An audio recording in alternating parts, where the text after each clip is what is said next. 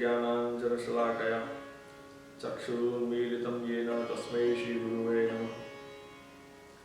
प्रभुर्नन्दकुमारो मे स्वामिनी वृषभानुजा कृतार्थोऽहं न संशयः।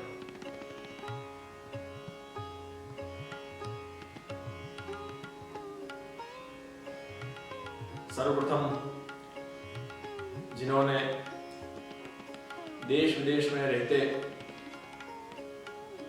सभी भगवदीय वैष्णवों को भगवत गुणगान भगवत सत्संग श्रवण कराने का एक दृढ़ संकल्प लिया है, ऐसे अंतरराष्ट्रीय पुष्टि मार्गीय वैष्णव परिषद के सभी कार्यकर्तागण एवं जिन्होंने अथाग परिश्रम से यह सुंदर आयोजन सुनिश्चित किया है, ऐसे पुष्टि मार्गीय वैष्णव परिषद महाराष्ट्र के अध्यक्ष प्रमुख केतन भाई मेहता एवं परिषद के संगठन मंत्री कमलेश भाई हेडावा एवं इस इलेक्ट्रॉनिक मीडिया के माध्यम से इस भगवत सत्संग भगवत गुणगान को श्रवण करने का जो लाभ प्राप्त कर रहे हैं, ऐसे सभी वैष्णवजन। इस सत्संग में हमारा मुख्य विषय है सदाचार, जो पुष्टि मार्ग के मुख्य विषयों में से एक है। इसमें भी हम दो बातें करेंगे।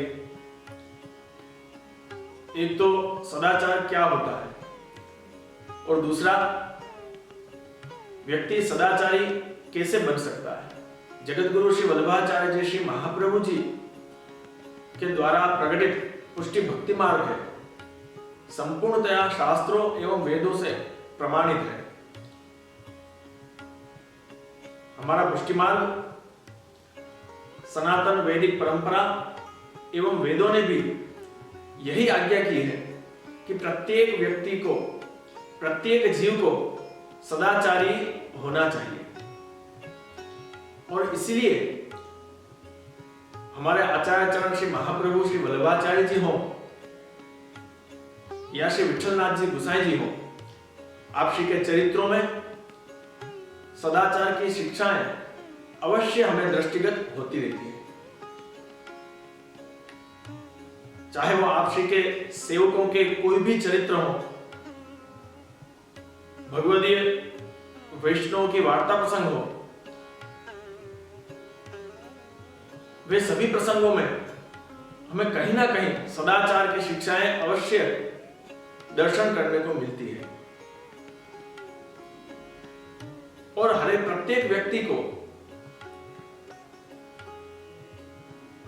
और मैं कई बार अपने प्रवचन में ये कहता हूं कि प्रत्येक वैष्णव को एक सच्चा, एक अच्छा वैष्णव बनने के प्रयास करने की बजाय सबसे पहले एक सच्चा सदाचारी व्यक्ति बनने का प्रयास अवश्य करना चाहिए। क्यों? क्योंकि जब तक हम एक अच्छे सच्चे सदाचारी व्यक्ति नहीं बन पाएंगे, तब तक हम अच्छे सच्चे एक सदाचारी वैष्णव भी नहीं बन पाएंगे। क्योंकि वैष्णव बनने के पहले एक सच्चा सदाचारी व्यक्ति बनने की अति आवश्यकता है। और इसके लिए हमें भगवदियों के चरित्र, भगवदीय वैष्णवों के चरित्र को अवगाहन करना चाहिए, मनन करना चाहिए, उनका स्मरण करना चाहिए। और उन लोगों ने जीवन में जो भी क्रियाएं की है, वार्ता प्रसंगों में जो भी लीलाएं श्री महाप्रभु जी की, श्री विठलनाथ जी, श्री गुसाई जी की है, उनके चरित्रों में हमें क्या सीखने को मिलता है, मतलब कि क्या करना और क्या नहीं करना। आप श्री के प्रसंगों में, भगवदियों के चरित्रों में अगर ये हम सोचेंगे कि इन चरित्रों से, इन वार्ता प्रसंगों से हमारे जीवन में क्या फर्क पड़ सकता है, अगर कोई हमारे जीवन में दुराचार हो रहा है तो हम उसे और अच्छा, बेहतर बनाकर सदाचार की तरफ आगे बढ़ सकते हैं। और हमारे जीवन में कोई अच्छी चीजें हो रही है, अगर मान लीजिए कि हम सदाचार से जीवन जी रहे हैं, फिर भी उनके भगवदियों के चरित्रों से हमें और अच्छा, बेहतर जीवन जीने की प्रेरणा मिलेगी। भगवदियों के कई प्रसंग ऐसे हैं कि जिनसे हमें सदाचार की प्रेरणा मिल सकती है। आज इस सत्संग में हम 3 ऐसे मुख्य प्रसंग की चर्चा करेंगे, उनका मनन करेंगे कि जिसके द्वारा व्यक्ति सदाचारी, सद्नीति, सद्व्यवहार, जीवन के, अपना जीवन सत्यता की राह पर ले जा सकता है। सबसे पहला प्रसंग श्री महाप्रभु जी के सेवक रामानंद पंडित का। सभी लोग, सभी वैष्णव लोग अच्छी तरह से इन प्रसंगों को जानते होंगे कि रामानंद पंडित के घर श्री महाप्रभु जी पधारे, उनके घर विराजे, उनके ऊपर श्री वल्लभ की खूब कृपा। लेकिन एक दिन उनका वाणी का संयम न रहा, एक उनसे चूक हो गई कि जब श्री महाप्रभु जी उनके घर विराज रहे थे, जब प्रातः काल रामानंद पंडित ने उनकी पत्नी को कहा कि पहले के समय में जो रसोई की जाती थी, आंच प्रगटाने के लिए गाय का गोबर काम में लिया जाता था। तो जब रामानंद पंडित ने उनकी पत्नी को कहा सुबह सुबह प्रातः काल कि जल्दी बाहर से गोबर उठा लीजिए वरना वैष्णव आकर ले जाएंगे, तो यहाँ कहने का तात्पर्य ये हुआ कि जल्दी आप ले लीजिए वरना वैष्णव ले जाएंगे, मतलब कि वैष्णव को चोर बताया, वैष्णव की निंदा हुई। और कोई एक वैष्णव नहीं, जितने भी वैष्णव हैं सबके लिए कहा। तो ये बात श्री वल्लभाचार्य जी, श्री महाप्रभु जी ने सुनी, आप श्री ने सुनी और तत्काल अब वहां से पधार कर बाहर पधारे और श्रीअस्त में जल लेकर वेद मंत्र पढ़कर रामानंद पंडित का त्याग किया। और रामानंद पंडित को आज्ञा की कि अब हम यहां नहीं विराजेंगे। उनका घर छोड़कर आप पधारने लगे। रामानंद पंडित ने बहुत विनती करी कि कृपानाथ मेरे से भूल हो गई, लेकिन आप श्री नहीं माने। जब श्री महाप्रभु जी वहां से पधार गए थे, जब रामानंद पंडित की यह दशा हो गई कि उनको क्या करें क्या ना करें ये कुछ समझ नहीं पड़ा, उनका जीवन पूरा बिखर गया। लेकिन श्री महाप्रभु जी की कृपा से, श्री श्रीनाथ जी की कृपा से एक आचार उनमें रहा कि जो भी कुछ वो खाते थे वो श्रीनाथ जी को याद करके, ठाकुर जी को याद करके भोग धर के खाते थे। और सब आचार विचार उनका छूट गया, क्योंकि गुरु जब रुष्ट हो जाते हैं, जब जीव की यही गति होती है। तो इस वजह से उनका आचार विचार सब छूट गया। वो बाहर की, बाजार की चीजें भी खाने लगे, लेकिन बाहर की कोई भी चीज अगर जो वो लेते तो श्री महाप्रभु जी, श्रीनाथ जी को याद करके, उनका स्मरण करके वो चीज का ग्रहण करते। तो एक दिन उन्होंने बाजार में से जलेबी ली और श्रीनाथ जी को, गोवर्धन धर को याद करके विनती करी कि प्रभु आप ये जलेबी अरोगना, और फिर खुद ने ग्रहण की। तो उसी समय श्री महाप्रभु जी, श्री वल्लभाचार्य जी, श्री गोवर्धन नाथ जी की सेवा में पधारे और श्रीनाथ जी के दर्शन किए। तो श्रीनाथ जी के होठ पर जलेबी का टूक लगा हुआ था। श्री वल्लभाचार्य जी, श्री महाप्रभु जी ने तुरंत श्री गोवर्धन धरण श्रीनाथ जी को विनती करी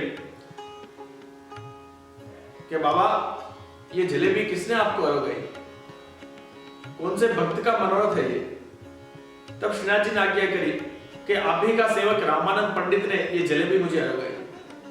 तभी श्री महाप्रभु जी को बड़ा आश्चर्य हुआ कि अरे मैंने तो उसका त्याग किया है, उसने वैष्णव का अपराध किया है, वैष्णव की निंदा करी है। तब श्रीनाथ जी ने आज्ञा करी कि आपने त्याग किया है, लेकिन जब जीव का ब्रह्म संबंध होता है तब आपने ही उसको मुझे सौंपा था। और प्रभु साक्षात ठाकुर जी भी यही आज्ञा करते हैं कि जिस जीव को एक बार आप मुझे सौंपेंगे उसे मैं कभी छोड़ूंगा नहीं। मतलब तात्पर्य ये वार्ता किया है कि आगे तो वार्ता बहुत लंबी है। फिर तो रामानंद पंडित पर श्री महाप्रभु जी ने कृपा की थी और महाप्रभु जी ने उनका त्याग किया, फिर भी श्रीनाथ जी ने जलेबी अरोगी। ये विषय अलग है, ये विषय से अलग बात है। फिर भी ये बात पूर्ण करने के लिए, वार्ता पूर्ण करने के लिए मैं कहता हूं कि श्री महाप्रभु जी ने उनका त्याग किया, फिर भी श्रीनाथ जी ने वह जलेबी कैसे अरोगी। क्योंकि महाप्रभु जी ने, श्री वल्लभाचार्य जी ने रामानंद पंडित का त्याग वेद मंत्र पढ़कर किया था, हृदय से, मन के भाव से नहीं किया था। और पुष्टि मार्ग है मन का, प्रेम का मार्ग है। अगर श्री वल्लभाचार्य जी ने, गुरु ने अगर शिष्य का त्याग किया हो, मन से त्याग किया हो, तो कभी भी श्रीनाथ जी उनका अंगीकार नहीं करते। लेकिन रामानंद पंडित को शिक्षा देने के लिए और हम सभी वैष्णव जनों को उनका चरित्र अवगाहन करके ये जानने के लिए ये चरित्र किया, ये शिक्षा दी कि वैष्णव को कभी किसी की भी निंदा नहीं करनी चाहिए, किसी वैष्णव की निंदा नहीं करनी चाहिए। क्यों? क्योंकि हर एक प्रत्येक वैष्णव के हृदय में ठाकुर जी विराजते हैं और भगवदीय वैष्णव ठाकुर जी का स्वरूप है। तो एक ये चरित्र हमें सदाचार ये सिखाता है कि कभी भी किसी की निंदा नहीं करनी चाहिए, वाणी का संयम हमेशा होना चाहिए। और ऐसा ही दूसरा प्रसंग श्री गुसाई जी के सेवक का, नारायण दास और विठल दास की वार्ता।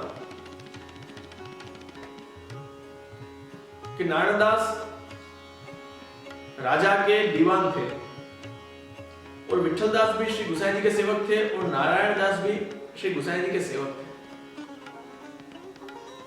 तो विठल दास जी राजा की चाकरी करने लगे और नारायण दास जी राजा के दीवान थे, वहां जितना भी कारभार सब संभालते थे। तो विठल दास जी को नारायण दास जी बाहर काम के लिए भेजते थे, जो भी रुपए का वहीवट होता था वो संभालने के लिए भेजते थे। जो भी व्यवहार होता, जो भी व्यवहार करके आते उनको दिखाते कि ये व्यवहार हुआ है। और एक बार ऐसा हुआ कि कुछ रुपए की गड़बड़ हो गई और विठल दास जी ने कहा कि इतने रुपए राजकाज के बाकी हैं, बाद में मैं उनको चुका दूंगा। लेकिन नारायण दास ने उनको सजा करी और उनको बंदी खाने में डाल दिया। और नारायण दास ने सिपाहियों को यह आदेश किया कि हर 3 दिन बाद विठल दास को निकालिए और उनको कोड़ा मारिए, और जब तक वो रुपए ना दे तब तक उनको हर 3 दिन में कोड़ा की मार मारिए। और ये सिलसिला चलता रहा। थोड़े दिन बाद वहां श्री गुसाई जी उस गांव में पधारने का हुआ। श्री गुसाई जी का जब नारायण दास को पता चला कि श्री विठलनाथ जी पधारे हैं, मेरे गुरु पधारे हैं, तो नारायण दास श्री गुसाई जी के दंडवत करने के लिए जा रहे थे। विठल दास को भी पता चला तो विठल दास ने नारायण दास को कहा कि मैं भी आऊंगा। जब नारायण दास को पता चला कि विठल दास भी वैष्णव है, तब तक उन्होंने बताया नहीं था, चाहे वो कितने भी मार मरवाते, लेकिन विठल दास ने बताया नहीं कि मैं भी वैष्णव हूं, मैं भी श्री गुसाई जी का सेवक हूं। फिर दोनों जने श्री गुसाई जी के दंडवत करने के लिए गए। जब प्रसाद लेने के लिए श्री गुसाई जी ने आज्ञा करी, जब विठल दास ने स्नान करने के लिए अपने वस्त्र निकाले तब विठल दास जी के पीठ पे, उनके पूरे अंग पर बहुत ही बड़े बड़े घाव हो गए। जब श्री गोसाई जी ने पूछा कि ये क्या हुआ, तब विठल दास जी ने कहा कि राजकाज में मेरा अपराध हुआ, दंड पड़ा, मेरे से चूक हुई, इस कारण नारायण दास ने मुझे कोड़ा मारा। तब श्री गोसाई जी ने नारायण दास को पूछा कि क्यों नारायण दास, एक वैष्णव पर इतनी क्रूरता? तब नारायण दास ने क्या कहा कि कृपानाथ, मुझे नहीं मालूम था कि ये विठल दास वैष्णव है। तब श्री गोसाई जी ने, श्री विठलनाथ जी ने आज्ञा की कि नारायण दास, तुम्हें ये नहीं मालूम था कि ये वैष्णव है, लेकिन ये तो मालूम था ये एक जीव है। तो कोई भी जीव पर इतनी क्रूरता, एक वैष्णव होकर इतनी क्रूरता, ये अच्छी बात नहीं। तो इस वार्ता का तात्पर्य यह है कि चाहे वैष्णव हो या ना हो, कोई पशु हो, पक्षी हो, या फिर कोई मानवी हो, कोई भी हो, लेकिन हमें यह समझना चाहिए कि हर एक प्रत्येक जीव के हृदय में भगवान विराज रहे हैं और प्रत्येक जीव के हृदय में ठाकुर जी विराज रहे हैं। प्रत्येक जीव पर वैष्णवों को दया करनी चाहिए, चाहे कोई भी हो। दया का स्वभाव हर एक वैष्णव में होना चाहिए। ये दूसरा सदाचार है। और तीसरा कि सन्मार्ग, सत्य के मार्ग पर, सत्य की राह पर चलना। एक श्री गोसाई जी की सेवकिनी थी, एक स्त्री, उनका पुत्र नित्य रास्ते में सबको चोरी करके, लोगों को लूटकर, मारकर उनसे सब लूट लेता। लेकिन जब उनकी माता को पता चला तो उनकी माता ने कहा कि आज से तुम ऐसा करना कि किसी वैष्णव को मत मारना। उसके बाद ये वार्ता तो बहुत बड़ी है, लेकिन इसके बाद वो वैष्णव को लेके आए, जिनको भी लूटा उनको प्रसाद लिवाया और उन चोर के पूरे परिवार का जीवन परिवर्तन कर दिया उन वैष्णव ने, श्री गोसाई जी के सेवक ने। और उनको शिक्षा दी कि जब तक आप सत्य की राह पर नहीं चलोगे, जीव सत्य की राह पर चलेगा, सद्नीति, सद्विचार, सद्व्यवहार पे चलेगा, तो उस व्यक्ति को जीवन में कभी भी निष्फल नहीं होगा, सफलता ही मिलेगी। गुरुजनों का आशीर्वाद, गुरुजनों की आज्ञा जब तक जीवन में है, सद्नीति, सद्व्यवहार है, सत्य की राह पर जो व्यक्ति चलता है, उसे हमेशा सफलता ही प्राप्त होती है। चाहे कोई असत्य की राह पर चलता हो, अनाचार की राह पर चलता हो। बाहर से देखने में कई लोगों को लगता है कि ये व्यक्ति कितना ऊपर पहुंच गया है, लेकिन याद रखना, अंत में तो वह व्यक्ति नीचे ही गिरना है। लेकिन जो सदाचार से चलता है, जो सद्गुरु, गुरुजनों की आज्ञा से चलता है, जो श्री महाप्रभु जी, श्री गोसाई जी के सिद्धांतों में वैष्णव रहता है, उसे अंत में भगवत प्राप्ति है और उसे अंत में हमेशा सफलता ही प्राप्त होती है। इन सभी चरित्रों से वैष्णव को सदाचारी बनने की प्रेरणा मिलती है। अतः हर एक व्यक्ति को सदाचारी होना चाहिए और सदाचारी बनने की अति आवश्यकता है प्रत्येक वैष्णव को। जीवन में धन बहुत महत्वपूर्ण चीज है, लेकिन संस्कार, सदाचार उससे भी बढ़कर है।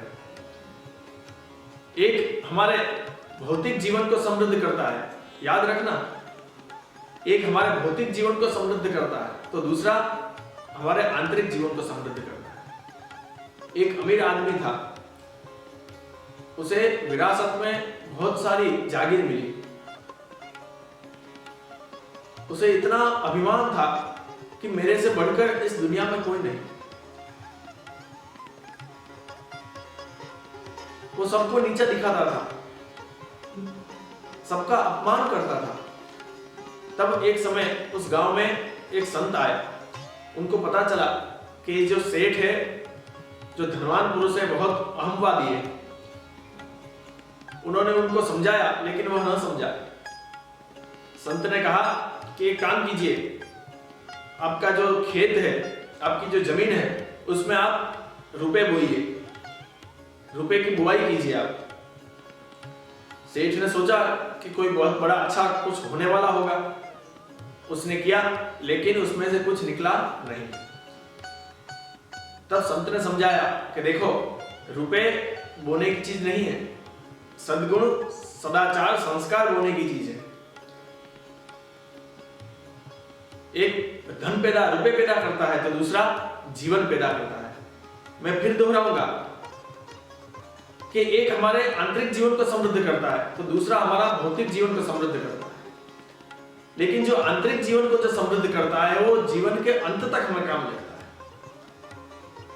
इसलिए पुष्टि मार्गीय वैष्णव को एवं जितने भी युवाओं वर्ग यहां सुन रहे हैं उन सभी के लिए कि पुष्टि मार्ग में आने के बाद हमारा व्यवहार, हमारा वर्तन, जिसको कहते हैं हमारी वाणी कैसी होनी चाहिए, हमारा आचार, हमारा विचार कैसा होना चाहिए। श्री महाप्रभु जी, श्री गोसाई जी की कृपा से वैष्णव का व्यवहार, वैष्णव का जीवन सदाचार में होना चाहिए। और सोचकर कि हमें क्या करना क्या नहीं करना, शास्त्रों ने भी यही कहा है, अनाचारस्तु मालिन्यम अत्याचारस्तु मूर्खता विचाराचार संयुक्त स सदाचार उच्यते। हम ये नहीं कहते कि जो भी पुष्टि मार्ग में आता है उसे सब कुछ छोड़ देना चाहिए। ज्यादा आचार करने की भी बात शास्त्र नहीं करते और ज्यादा अनाचार करने की भी बात शास्त्र नहीं कहते। शास्त्र तो सिर्फ इतना ही कहते हैं कि अनाचार करेंगे तो मलिनता है और अत्याचार करेंगे तो मूर्खता है। तो क्या करना? विचाराचार संयुक्त स सदाचार उच्यते। जो सोच समझकर, जो गुरुजनों की आज्ञा लेकर, जो शास्त्रों की आज्ञा लेकर जो भी कार्य किया जाता है उसे सदाचार कहा जाता है। और दूसरी बात कि व्यक्ति सदाचारी कैसे बन सकता है? तो सदाचारी बनने के लिए सबसे पहले अति आवश्यक है कि वैष्णव खुद के स्वरूप को समझे। जब तक हम खुद के स्वरूप को नहीं समझेंगे कि हम कौन हैं, हम कहां से आए हैं, हमारा क्या स्थान है, जब तक हम नहीं समझेंगे तब तक हम सदाचारी नहीं हो सकते, सदाचारी बनने की राह पर आगे नहीं चल सकते। क्यों? क्योंकि हमें जानना होगा कि हम कौन हैं। जब तक पुत्र अपना कर्तव्य नहीं समझता कि मैं कौन हूं, तब तक वो अपने पथ पर आगे नहीं बढ़ पाता। पुत्र का कर्तव्य जो है कि माता पिता की सेवा, वो जब ही समझ पाएगा कि जब वो समझेगा कि मैं पुत्र हूं। तो इसी तरह हम जब ही सदाचारी बन पाएंगे, अच्छे वैष्णव, अच्छे व्यक्ति बन पाएंगे कि जब हम समझे कि हम कौन हैं, हम किनके सेवक हैं, हम किनके जीव हैं, हमारा कर्तव्य क्या है। तो इसके लिए सबसे अति आवश्यक चीज ये है कि हम अपने स्वरूप को पहचानें और सदाचार की राह पर आगे बढ़ें। फिर से अंतरराष्ट्रीय पुष्टि मार्गीय वैष्णव परिषद एवं इस परिषद के सभी कार्यकर्ता गण को बहुत बहुत आशीर्वाद, धन्यवाद कि हर थोड़े थोड़े समय में इतने सुंदर सत्संग के कार्यक्रम लाते रहते हैं कि सभी वैष्णवों को सत्संग का लाभ प्राप्त होता है। और इस सत्संग से कुछ थोड़ा अवगाहन करके वैष्णव के जीवन में परिवर्तन हो, यही प्रभु से विनती है, अभ्यर्थना है कि ऐसा ही कार्यक्रम हर थोड़े समय में लाते रहें ताकि सबको सत्संग करने का अवसर प्राप्त हो। इतना ही कहकर मेरे वक्तव्य को पूर्ण करता हूं। अस्तु।